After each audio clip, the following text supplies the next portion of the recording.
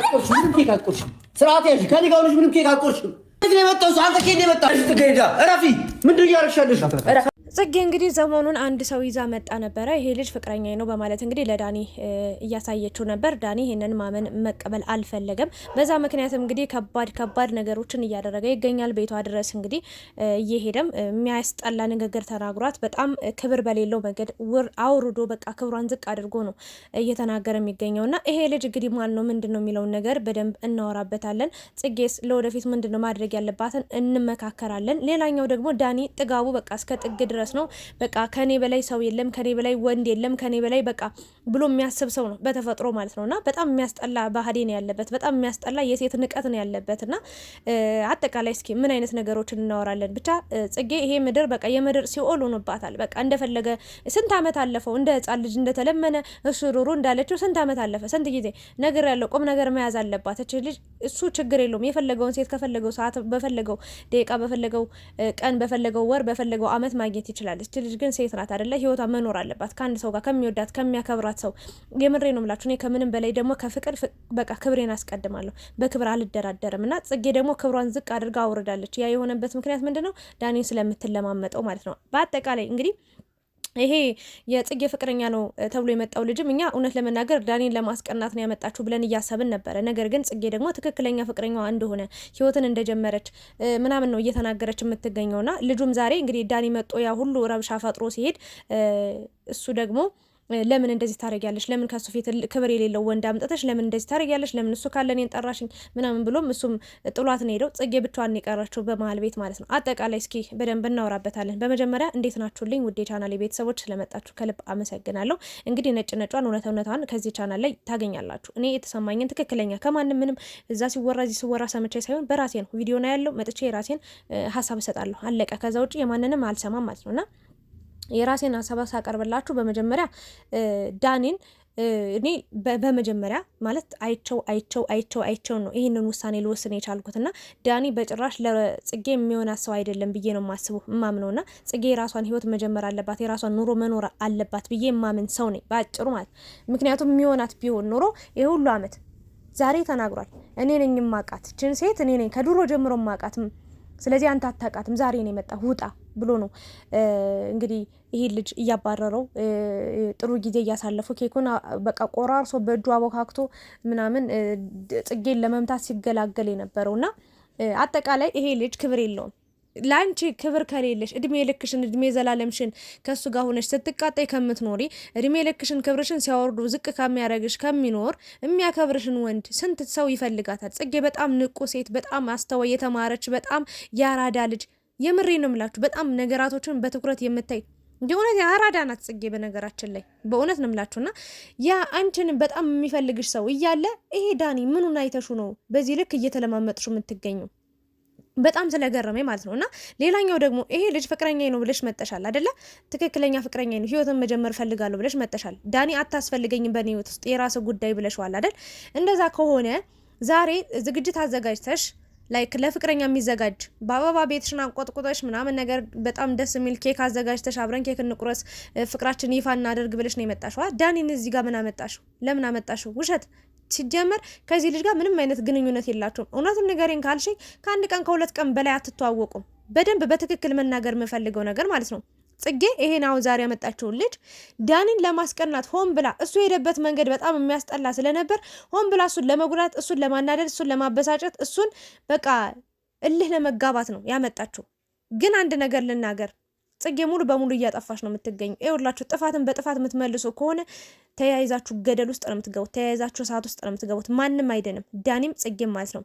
አንድ ነገር ልንገርሽ፣ ሴት ነሽ፣ ህይወትሽን መኖር ከፈለግሽ እስከ ስንት ጊዜ ነው የምታብዱ? ስንት አመት አበዳችሁ፣ ሚዲያውን ተቆጣጠራችሁት። በጣም ብዙ ነገር ተፈጠረ፣ ብዙ ነገር አየን ሰማን በጆሯችን። ብዙ ሰዎች መጡ ሄዱ አይደል? አሁን በቃችሁ በቃ። የምትዋደዱ ከሆነ በስነ ስርዓት ፍቅራችሁን ተገላልጻችሁ ትክክለኛ ህይወት ኑሩ፣ ትክክለኛ መስመር ያዙ። ከዛ ውጭ ግን ዳኒ እንደዚህ ያደረገኝ ሚዲያ ላይ ወጣው መልቀስ፣ ሩታ ጽጌ ይቅርታ አድርጉልኝ፣ ጽጌ እንደዚህ ያደረገችኝ ሚዲያ ላይ ወጣችሁ ማለቃቀስ ምን የሚሉት ነው? ምንድነው እያስተማራችሁ የምትገኙት? እኔ አሁን አንድ ነገር ልንገራችሁ። ቆይ ስለ ዳኒና ስለ ጽጌ ትንሽ ቆየት ላድርገውና ስለ ልጁ ላውራላችሁ። ልጁ ዛሬ ላይ መጧል። እየተሻሸችው ነው፣ እያቀፈችው ነው። ይኸውላችሁ ዳኒን ለማስቀናት ስትል ልትሰማውም ትችላለች። እና እኔ እንደኔ የሚሰማኝ ነገር ይሄ ልጅ በመሀል ቤት ይጎዳል። እነሱ የለመዱት ቡጣቡጤ ነው የሚቦጣቦጡት ነው በቃ ሁሌ። ግን ይሄ ልጅ በመሀል ቤት በጣም መከራውን እያየ ነው። ነገ ከነገ ወዲያችን ልጅ ሳያቅ ቢያፈቅራት ተጠያቂው ማን ነው የሚሆነው? አብረውም ለማትቀጥለው ነገር አብረው ለማትዘልቀው ነገር በዚህ ልክ መለጣጠፉ አግባብ የለውም ብዬ ነው የማስበው። 100% የምነግራችሁ ነገር ልጁ ቆንጅዬ ነው፣ ያምራል፣ ያከብራል። ግን ካሁኑም እየጮህባት ነው። እሱ ራሱ ሴት አክባሪ ነው ወይ የሚለው ጥያቄ ምልክት ነው የሚገባው። ለምን ዳኒን ለምን እንደዚህ ያውቃል እኮ ዳኒ ምን አይነት እብድ ሰው እንደሆነ ማለት ነው። መቼ ሚዲያ ላይ ያለች ልጅ ናታ፣ መናገር አይጠበቅባትም። ህይወታን ሁሉ ነገር የሚያውቅ ሰው ነው አይደል የመጣው እንጂ ዝም ብሎ ከሆነ ከግቢ ተዘግቶበት ቆይቶ የመጣ ልጅ አይደለም። በደንብ የሚያውቅ ሁሉን ነገር ስለ ጽጌ ማንነት፣ ስለ ጽጌ ስራ ዩቲዩብ ላይ በደንብ ሲከታተላት የሚውል ሰው ነው አይደል? እና በዚህ ልክ እሷን መቆጣት አልነበረበትም። የዚህ ልጅ ማንነት እኔ ሳላቅ አላደናንቀውም ምናምን። ልጁ ጥሩ ልጅ ነው ምናምን ጥሩ እንደዚህ ምናምን። አረ ወደዛ እኔ የሰውን ውስጡን ትንሽ እየቆየው ካላየሁት ማንንም ማመን አቆሚያለሁ። እና ማንም ሄደ መጣ ቀረ ማለት ነው። ጽጌ እያደረግሽ ያለሽው ነገር ተይ፣ በቂ ከበቂ በላይ ነው። አሁን ዳኒ በንዴት ያፈቅርሻል፣ በደንብ 100% እንደሚያፈቅርሽ አውቃለሁ። አንቺም እንደምታፈቅሪው አውቃለሁ። ግን ይሄ ልጅ በዚህ ሰዓት ጠርተሽው መጠሽ እንደዚህ ያስቀናለሁ ብለሽ ዳኒ ይሄ ልጅ መትቶት ወይ ቢላ ነበር ኬክ ስትቆርሶ ነበር በብስጭት እግዚአብሔርን ሰይጣን ሲያሳስት ማለት ህይወታችሁ አንድ ቀን ምን ምስቅልቅሉ እንዳይወጣ በጣም እፈራለሁ። በቢላ ቢመታው ቢጎዳው የሆነ ነገር ቢያደርገው ማን ነው ተጠያቂው? ጽጌ የዘላለም ጸጸትሽን ይዘሽ እስር ቤትሽን ነበር የምትገቢው። መሆን የለበትም። መኖር ካለብሽ የራስሽን ኑሮ ኑሪ። በቃ ለታይታ የምታደርጊው ነገር አይጠቅምሽም። እኔ የምነግርሽ ነገር የምመክርሽ ነገር እንደ አንድ ሴት ዳኒ ክብር የሚባል ነገር ለሴት ልጅ እንኳን ለሴት እኔ አላውቅም እንኳን ለጽጌ ማለት ነው ለእናቱ ለእህቱ ራሱ ክብር ያለው አይመስለኝም። ይቅርታ አድርጉልኝና ሴት ልጅ በጣም የሚጠላ ነው ሁላ የሚመስለኝ። በጣም በቃ ንቀት አለው። ከኔ በላይ ቆንጆ የለም፣ ከኔ በላይ ሰው የለም ብሎ ነው የሚያስበው። አይታችሁታል። አሁን ከዳኒ የበለጠ አጭር ሰው አለ? እስኪ ንገሩ። ከዳኒ የሚያንስ አጭር ሰው አለ? ያ ልጅ ሲመጣ ምን አይነት ህጻን ልጅ ነው አስከታ ይቅርታ መሳቅ ፈልጌ አይደለም፣ ግን በጣም ሳቄ ስለመጣኝ ነው ችየዋለሁ። ግን ከሱ አሁን የሚያንስ አጭር ሰው አለ? ይሄ ልጅ ሲመጣ ምን አለ ደግሞ ከካሮት እንደ ካሮት ወደታች ነው እንደሚያድገው። ምን አይነት ኩታራ ትንሽዬ ልጅ ነው ይዛ የመጣችሁ ደግሞ አስከትላ እያለ ነበራ። እዩት ንቀቱን እስከምን ድረስ እንደሆነ። እና ሁሌ ልጅነት የለም፣ ሁሌ ሩጫ የለም፣ ሁሌ ሳቅ የለም፣ ሁሌ በቃ እንደዚህ ወደዛ ወደዚህ መጨቃጨቅ፣ መከራከር፣ ማልቀስ፣ መሳቅ የለም። ጽጌ ኮስተር ብለሽ ኑሮሽን ኑሪ። የእውነቴን ነው። ለአንዴና ለመጨረሻ ጊዜ ቁጭ ብለሽ አውሪው። የሚያፈቅርሽ ከሆነ በስነ ስርዓት የፍቅር ጥያቄ አቅርቦልሽ አክብሮሽ፣ ከምንም በላይ ክብርሽን አስቀድሚ ጽጌ። የቱንም ያህል እያፈቀረሽ እየወደደሽ አንቺ ጋር ቢሆንም ካላከበረሽ ነገ በየመንገዱ በየምኑ አንቺ እንደዚህ ምናምን እያለ ሲያመናጭቅሽ ነው እንደ ህፃን ልጅ እንደ ሰራተኛ ሲያመናጭቅሽ ነይ ወደዛ ነይ ግቢ ውጪ ነው የሚልሽ። እድሜ ልክሽን ለምን ሲያሰቃይሽ ነው? ለምን እንደዛ ይሆናል? አንቺ ራሽን ሰው አትመርጭም እንዴ? የሚያፈቅርሽን ይኸውልሽ፣ የምታፈቅሪውን ስትከተይ የምሬ ነው ምላችሁ። እቺ ልጅ ማታፈቅረው ብትሆን እስካሁን ገደል ግባ ብላ የራሷን ህይወት ትጀምር ነበር። ግን ፍቅር ስላለባት አሁንም እሱን ለማናደድ እሱን ለማበሳጨት ነው ኢቭን ከወንድ ጋር እየሆነችው ያለችው። ይሄ ነገር ደግሞ ለሁለታችሁም አይጠቅምም። አንዳችሁ የሆነ ሰዓት ላይ ትሳሳቱና ህይወት ጨለማ እንዳትሆንባችሁ እኔ እረፉ ነው የምለው። ይሄ ዝብር ይሄ ይውላችሁ አልሸነፍ ባይ ይሄ ግትርነታችሁ መጨረሻው አያምርም። አቁሙ ነው ልል የምችለው። ዳኒና ጽጌ ስርዓታችሁን ይዛችሁ የምትኖሩ ከሆነ ኑሩ። ግን እኔ 100% ንገሪያት ካላችሁኝ 80% ልንገራት። ጽጌ ዳኒ የሚሆንሽ ሰው አይደለም ብዬ ነው የማስበው። ምክንያቱም ከአንዴ ሁለቴ ያየ ነው፣ ሶስቴ ያየ ነው፣ አራቴ ያየ ነው፣ አመቱ ሙሉ አየ ነው የማይቀየር ሰው፣ በሰው ህይወት ጣልቃ የሚገባ በቃ በጣም ግትር የሆነ በጣም ደረቅ የሆነ ለሴት ልጅ ክብር የሚባል ክብር ራሱ አያውቃት በጣም የሚያመናጭቅ ሰው ነው። ግን እሷን ከሰው ጋር ሆና ሲያያት በጣም የአራስ ነብር ነው የሚሆነው። በአባባል ደረጃ ማለት በጣም ነው የሚበሳጨው። በጣም ነው ሲበሳጭ ሲናደድ እኔ በጣም ደስ ይለኛል። ለምን እሷን እንደዚህ ሲያቃጥላት ነው በቃ የቆየው። አመቱ ሙሉ እንደዚህ ሲያናደዳት ሲያበሳጫት ነው የቆየውና ይሄ ነገር በቃ ሲናደድ በቃ ሲቀና በጣም ደስ ይለኛል። ግን መጨረሻው አያምርም። ስለማያምር አልደግፈም። ጽጌ ቀጥይበት በዚህ የምትሉ ልጆች አላችሁ። ነገ ዕዳ ውስጥ ብትገባ ዳኒ ያልሆነ ነገር አድርጎ ሰው ቢጎዳ ወይ እሷን ቢጎዳት የሆነ ነገር ቢያረጋት ሲገፈተራት የሆነ ቦታ ላይ ብትወድቅ ብትመታ የሆነ ነፍሷ ቢጠፋ የምሬ ነው የምላችሁ ትጸጸታላችሁ። ማቆም አለባት። የራሷን ህይወት ትኖር በቃ።